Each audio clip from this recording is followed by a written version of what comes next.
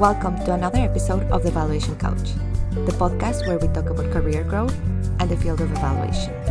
This is your host, Maria Montenegro. Hello. This March, I will be interviewing inspiring women that are leading evaluation businesses in a way that is challenging the status quo by centering people and caring for them. If you are a current or aspiring leader within an organization, you will be inspired by the initiatives that these women are leading. And if you're a job seeker, these conversations are going to show you what it looks like when an organization is aligned with their values. It will also increase your awareness of what types of workplaces are out there so that you can make informed decisions as you progress through your career. Today, I'm being joined by Dr. Monique Liston, the founder, chief strategist, and joyful militant at Ubuntu Research and Evaluation, based in Milwaukee, Wisconsin. When I asked Monique to share a little bit more about herself, this is what she said. I feel so lucky and blessed to lead a radical group of evaluators who desire Black people to experience the world without racism and for all folks to be on a journey towards collective liberation. So lucky.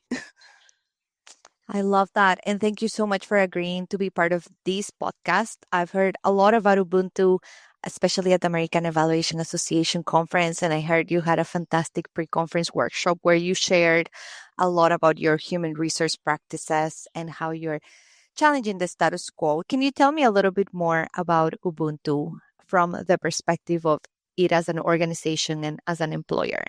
Sure. We have been in existence for 8 years. We have 12 full-time employees. We work remotely and do our work all over the U.S. and internationally. We've had a couple projects outside of the U.S. And our organization really feels that everyone already has the capacity to be an evaluator. Our job is to cultivate talent when it comes to doing evaluation with expertise, with an explicit focus on thinking about how can we use evaluation for liberation. In our organization, we prioritize the well-being of our staff, understanding that Black folks are navigating an anti-Black world. Our well-being includes being in a space in which we're dealing with our anti-Blackness as a collective, not as something we feel is happening in isolation, which is true for a lot of people of color in general at majority white organizations. And with that, we're also trying to practice a form of abolitionist leadership. And abolition does not square well with capitalism. When you're owning a business in which capital needs to occur, because if we can't pay our bills, we can't function, but are trying to hold an abolitionist praxis, that means we're bringing a lot of things to the table, as in, I know this is what traditionally happens, and I know how this would work in another organization, but what are we going to do differently here?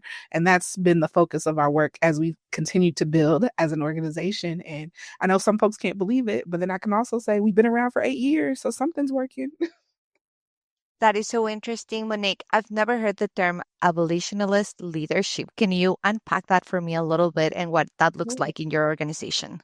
Sure. So on the surface, when we think about abolition, we're thinking about incarceration and how do we address carceral systems in our communities. But as an abolitionist, because I firmly believe that we need to think about our alternatives to the carceral system, we have to think about the ways in which the carceral system is replicated in our education, our health, and business practices.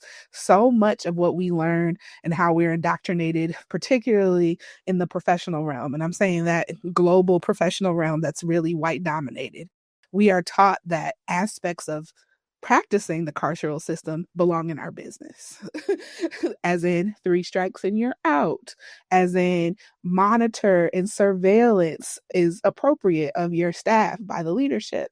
And in challenging that, we have to think about the practices of our organization as working closer to the more liberated world that we wanted to see, and thinking about the ways in which the carceral system seeps into our business practice unintentionally. So as an abolitionist, when a staff member doesn't perform as expected, am I looking to cultivate? Am I looking to punish? Am I looking to find a new alternative that gets us both closer to our goals?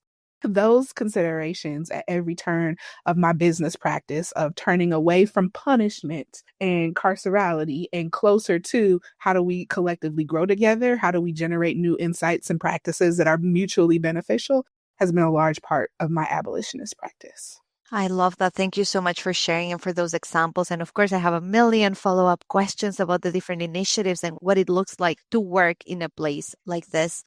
But before we go there, I'm curious to learn, where did your motivation to establish a business with these values and ideals come from? Was there something in your professional experience that motivated you to take on this path?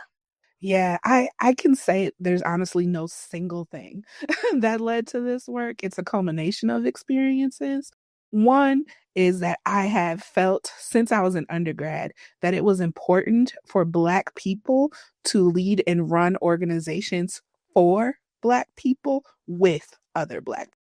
Think that's really important, and that is not in a exclusionary situation or a nationalist situation.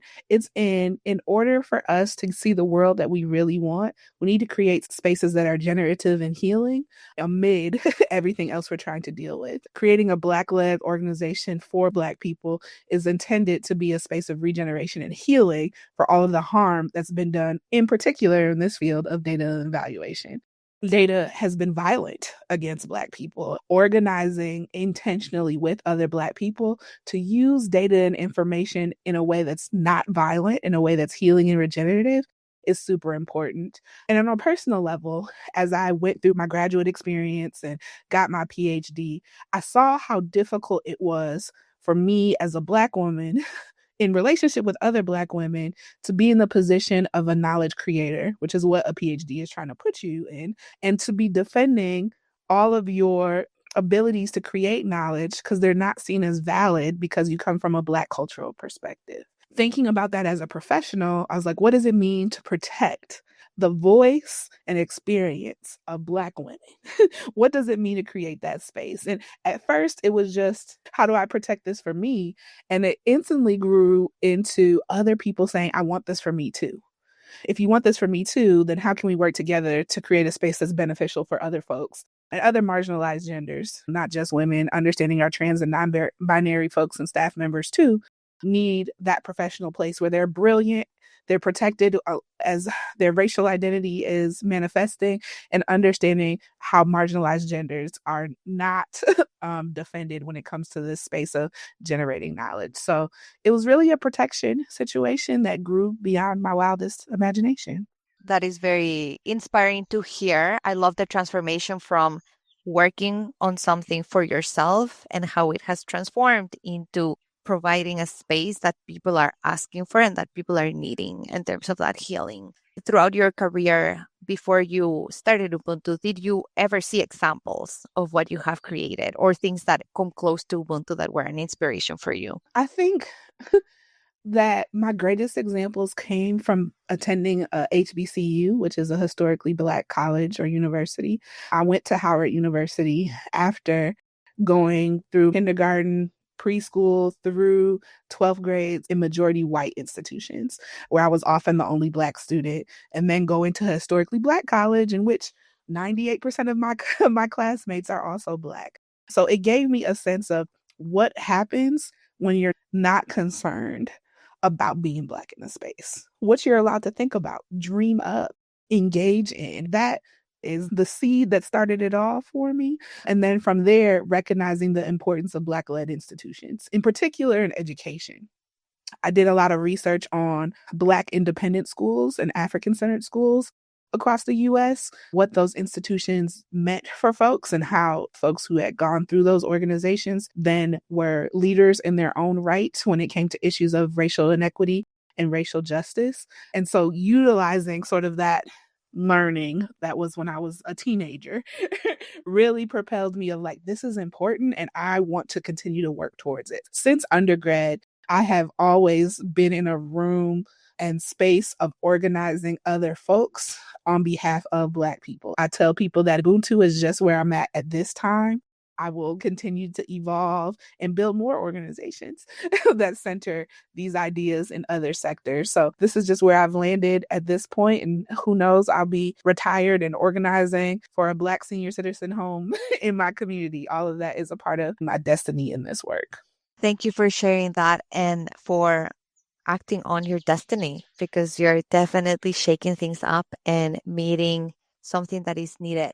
I want to pick up on your comment around the experience of seeing what is possible when you don't have to be worried about being Black. The latest episodes of the podcast have focused on applying for jobs within evaluation and recognizing that it is a process, that it's not always people centered. There's so many biases, there's so many practices that aren't always the best. We also need healing from the process of applying for jobs in so many ways.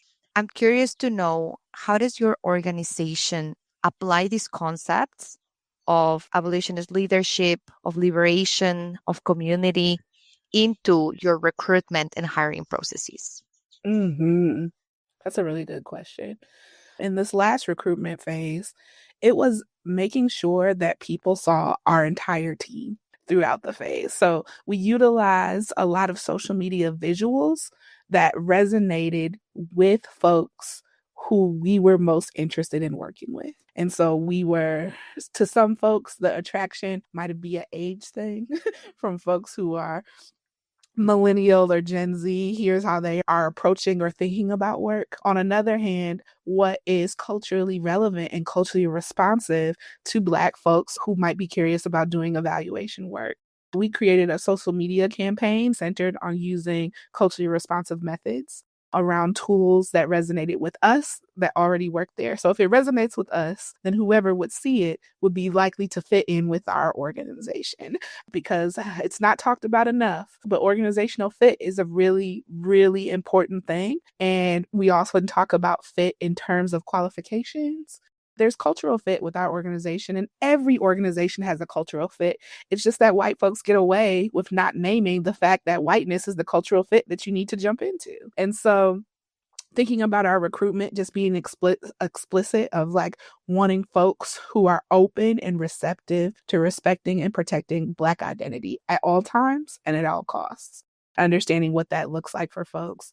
And also being really transparent, offering opportunities for folks to engage questions. In the application process, we don't take resumes or CVs. If you submit that after we say not to, we're not really looking at your application. That's because often we're leaning on the fact that we went to a school or had a particular title, and that means that we should have this job. And we're less interested on the job titles you had or the schools you've attended. We're more interested in the experiences that you had and your ability to connect your experiences to what you want to do in this work at our organization. So we ask a lot of questions. Some people might say it's like really time intensive application, but we want to veer away from this qualification is just there as you met a metric because you went somewhere, but you are genuinely interested on how to do this work at our organization.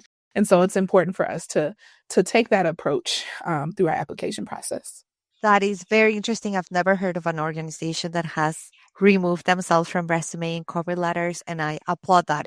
It is such a limited snapshot of what people bring into the table, which is a reason why the hiring process can be so challenging to navigate. It's challenging to show what you bring, what your experience is, what your lived experience is in one piece of paper. In your organization, I'm gathering that people fill out and answer certain questions. Yes. Yep. We start there and then we read all of them. We read all of them. And based on that, we either give you feedback on why this doesn't make sense for us at this time, or we invite you for an interview. And so that's a lot for a small organization. We've had application pools of over 300 folks, and giving feedback. Like, are we able or do we even have the capacity to give in-depth feedback to every single person? No. So we give general feedback that we think is helpful for people who are considering positions in the future. And then once you get to invited to the interview process, we make a commitment to give very critical feedback throughout.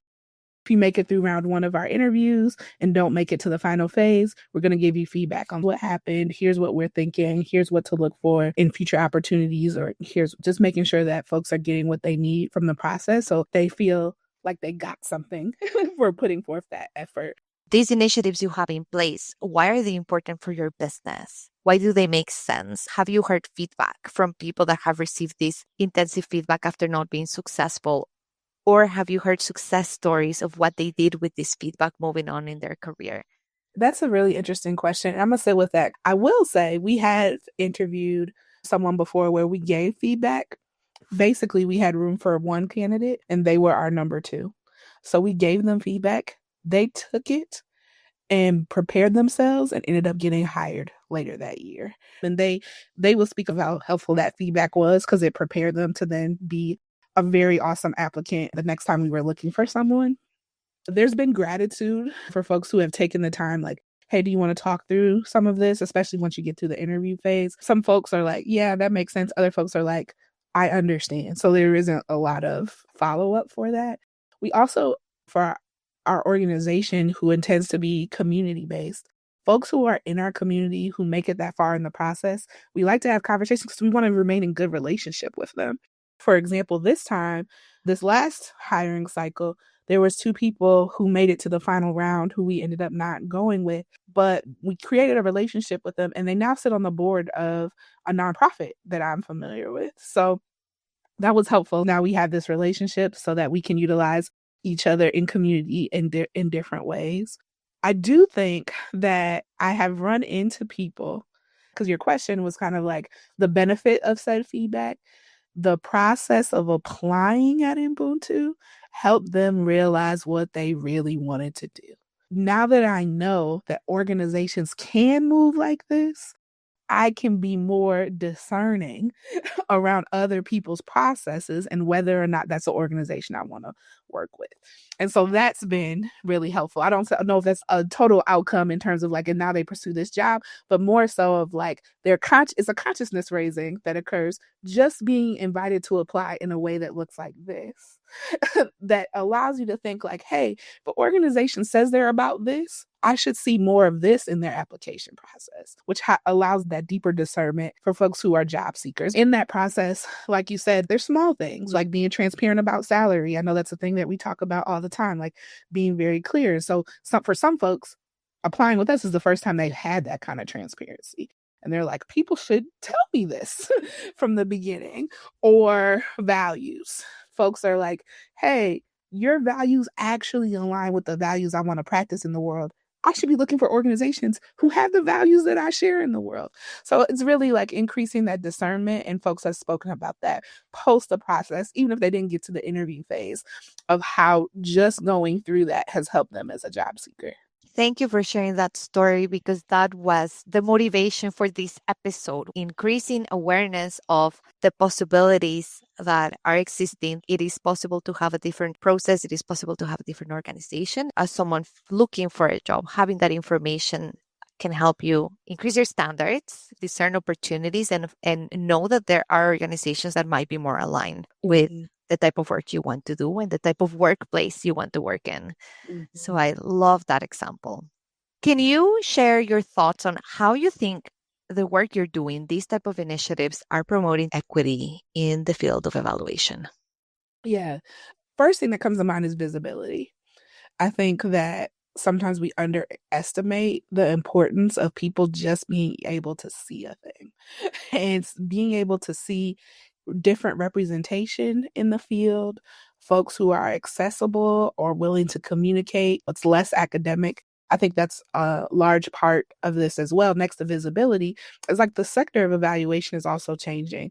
20 years ago, you're talking about all academic professionals who were in the field. And now, even in our professional organizations where we connect, we're seeing a lot more folks being practitioners, right? Not having the academic background, but still using sort of the achievements of academia to mark your personal success, even though when you're not in academia, right? So that kind of shift is important there to understand what is important for a practitioner as they advance their career. That's very different from a scholar in the traditional ivory tower sense as they advance the field.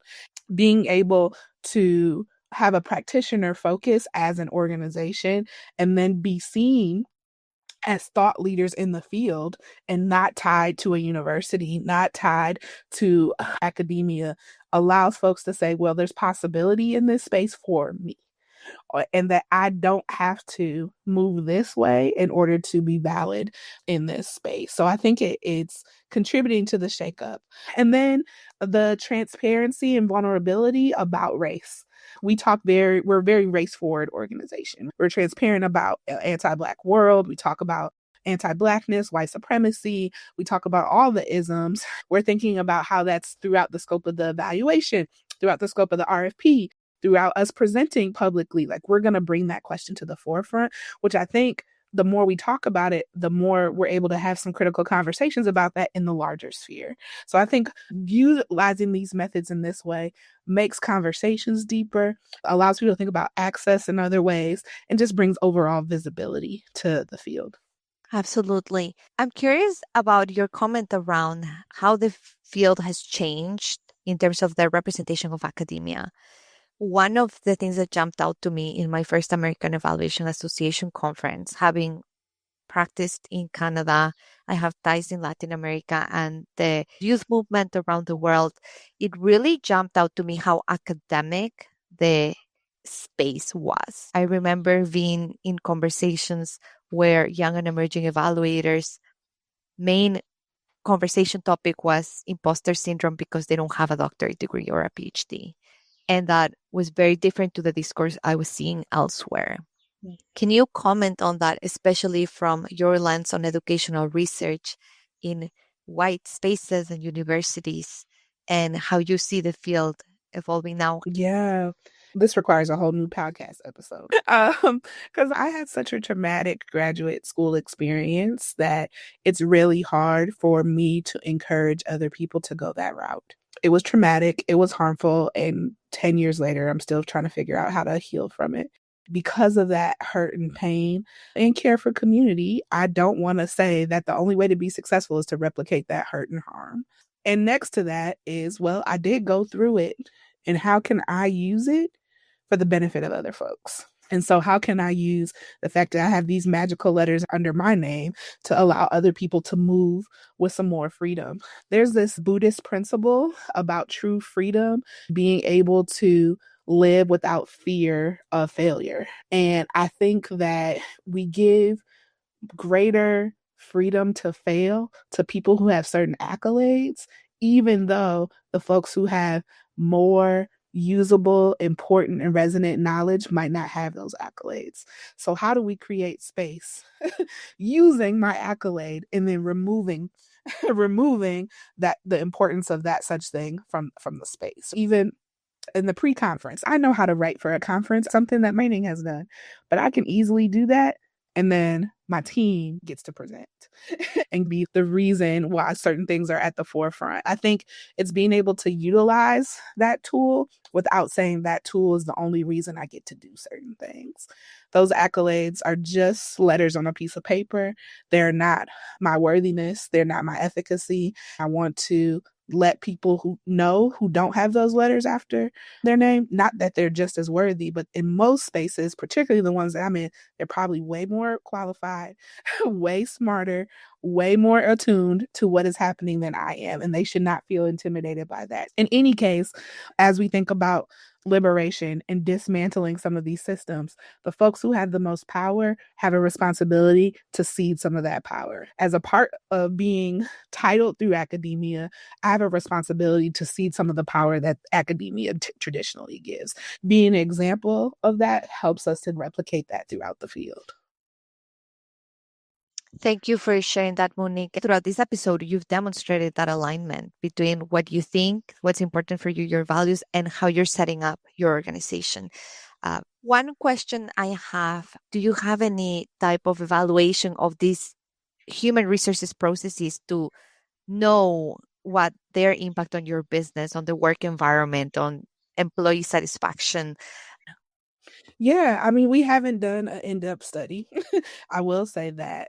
But I know that folks who leave our organization have tremendous respect for the organization and its value. They totally understand what it gives and what is important to have that, to have an organization that operates like that. And some of the folks who are former employees are some of our biggest advocates in other areas of the world in terms of references, referrals, or just being a network connector. That's not to say that everyone's enjoyed working here. Sometimes we make a mistake and hire someone and it's not a good fit. They don't like what's happening and we're not having a good time. And so there's been times where it's like, this needs to be a mutual separation. More than anything, it's about being accountable to those values. And so whether or not I'm here or someone else is here in our organization, anyone can look at how either departures from the organization or changes in the organization have occurred have been in alignment with those values. It's really about how the organization itself practices. I always tell people that the people who work at Ubuntu are fierce advocates of the organization. They are defenders of how we work and the reasons why we do it. And so much so that it's harder to get hired by the rest of the team than it is from me. And I make a joke every cycle that I could put my application in and this team would not hire me. And I think about like how important the practice is for the folks who are here, that they defend it, right? They're not going to risk it. They want to protect the ethos and culture of the organization as much as possible. That's one of the most important things, that this organization doesn't get caught up in a leader, but it gets so deeply entangled with its values that it doesn't know how to be anything else than other what it says is important. And I think that's been a beautiful thing about my team, is that you can ask anybody about what this organization means and how we're moving. Anybody on my staff could share about that. They could talk about its importance and why it's there, because it's a shared value, not one that they're just told about. Monique, especially from your experience at this workshop, I think you're going to have good insights on this. Where do you see the field of evaluation moving towards in terms of employer practices, work environments, inclusive practices? I think we're at a real interesting moment, particularly as we enter a new presidential administration, which is threatening a lot of work that folks in the field have built up over the last decade in terms of what is important and how we focus on it. I think that we're going to see a lot of folks regress, go back to practices that they already know weren't that great, but will align with them because it's easier for them to work with what they know than to try to create something new. I think we're going to see a lot more people not do radical hiring, not think about the prospect of their hiring in like radical ways. They're going to think about it in very traditional ways. And with that, I think you're going to see a lot of job hopping. I know that's been a trend for a while, but I think it's going to increase in our field because folks are not going to be satisfied with work that isn't fulfilling them. The more our field doesn't do the work to be culturally responsive, culturally humble, thinking about positionality and being critical about what are these systems, these isms, how are they holding us back from learning what we need to learn about the work we're doing, folks are going to hop around and potentially start their own thing. So I think that's also going to be a part of it. Individual, independent consulting folks are going to come up, and less of the bigger names are going to have really strong folks from our field for a long time. And I think that's going to tend towards the practitioner, individual consultant shift more so than the academic, large conglomerate being at the forefront. So it's going to be an interesting time. I think that's going to shift. And I also think that there's going to be a lot of people who are going to go backwards and not do things that are helpful or transformative. They're going to think about things that are expedient and efficient. I think the consulting sector is going to grow in that large, you know, international consulting firm is going to be less powerful and have less of a say in this work. Interesting prediction, especially around the impact on these practices retention, job hopping. The last question I have for you is in mind of this potential impact of practices on people's satisfaction and their decisions to move to other organizations, trying to look workplaces that are inclusive, that treat them in a way that they feel valued. What is your advice for people that are applying for evaluation jobs? Mm,